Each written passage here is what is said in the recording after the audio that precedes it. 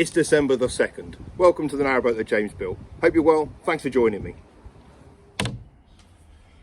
Now, being the 2nd of December, the light hitting the side of my face is slightly misleading. There has been quite a few days recently where there has been very little light at all. Days where it's been completely clouded over, and as a result of which my batteries are starting to dip. I keep a monitor of it through my Victron app. I've also got another voltmeter on there so I can see the power of the batteries at any time. And as much as the solar is working, this is the time of year where it's just not generating as much as it does in the summer.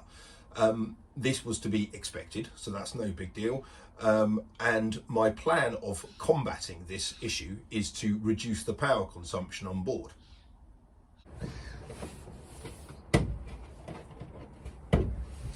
Well, there we go.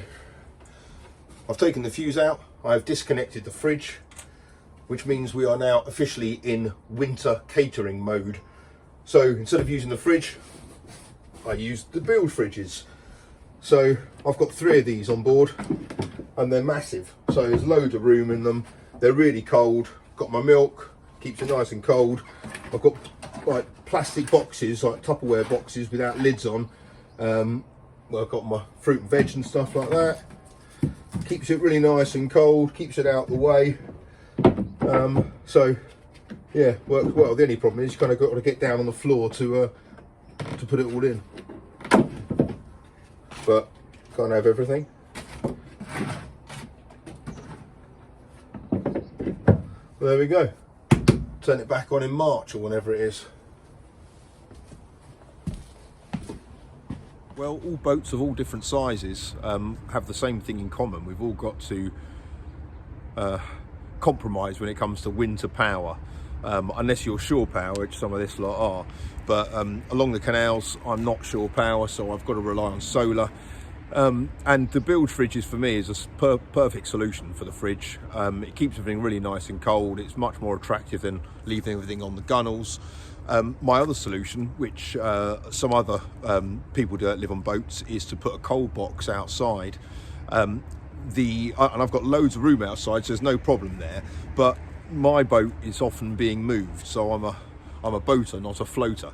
So I don't really want to be occupying the rear stern deck with, you know, devices which can be used as fridges or you know, cool boxes or anything like that. I like the stern deck to be kept clear. So yeah, for me, the build fridge is the solution. Well, as you can see, I'm sitting in kind of there's no lights on in the boat. The only light on, which is on kind of constantly, is the one in the stern deck area there. That green you can see coming through. That's on permanently, as is the build one down there, connected to the galley. But they're just kind of low consumption LEDs. Everything else is off. I'm being really mindful now about power consumption. I kind of turn lights off everywhere. Actually, I was in a meeting yesterday, and when I left the guy's boardroom, I turned the light off, and he's, "Oh, thank you very much." I was like, so I'm just kind of used to it now. So I'm hoping the batteries will kind of be okay, and I should have enough power. Obviously, the only things that now consume much power are the pumps, the whale gulper, and the water pump. But obviously I'm not showering on board because I've got no hot water, so that's not really occupying much. So this kind of arrangement should see me through the winter quite nicely. When I got the kids on board, there obviously more lights will be on and stuff, but that should be fine. I should have plenty of juice for that. And really, kind of the most you'd expect is 2 days without any sunlight, so should be okay. Fingers crossed, that's the plan. Until tomorrow, take care, bye bye.